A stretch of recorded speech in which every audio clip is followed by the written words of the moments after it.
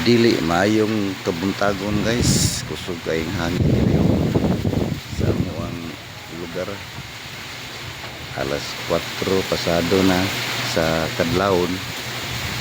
Kung mao ni sa sitwasyon sa amuang lugar diri, kusog na kayong hangin sa amuang lugar Ang mga lubi, mga kakahuyan nagsige nagwarawara sa kakusog sa hangin.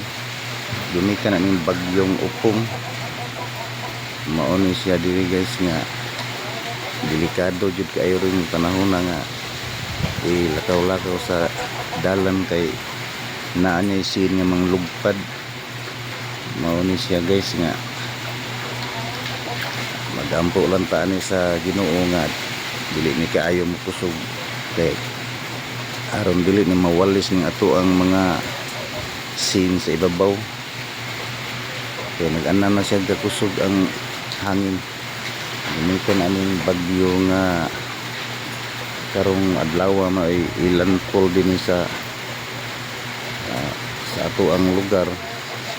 Hinoon kay dili man ni siya kaayo puntaria gyud sa ato ang pero naagi hinugaw nga ato ang matagamtaman kay tungod aning kusog. Ang igo ani naa sa Samar.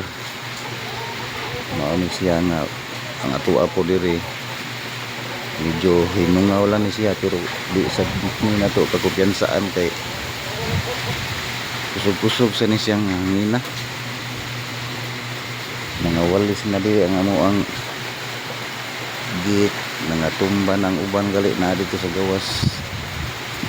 Hapit naman ni siya mohayag kay hapit naman ni siya nga mabuntag pero ang gawas ko kay basig unsay manglugpa diri sa tuang palibot. Ano ning gawas sa ko kadiyot nga kadong nanta niya do sa tindahan sa man niya ni pag-abi ani nga kusog man hangin. Maura ni siya guys ang ato ang nakita sa tuan